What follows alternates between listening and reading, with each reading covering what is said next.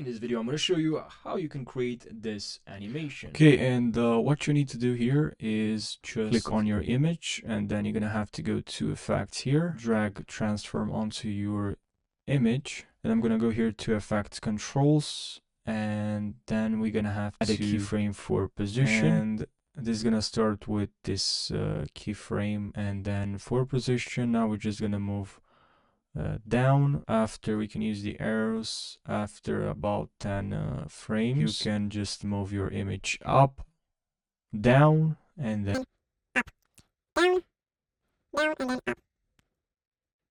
up, down, down. See what we have. Let's highlight, right click, select here ease in, and then ease out. And this is what we have now. If it's that too fast, you can just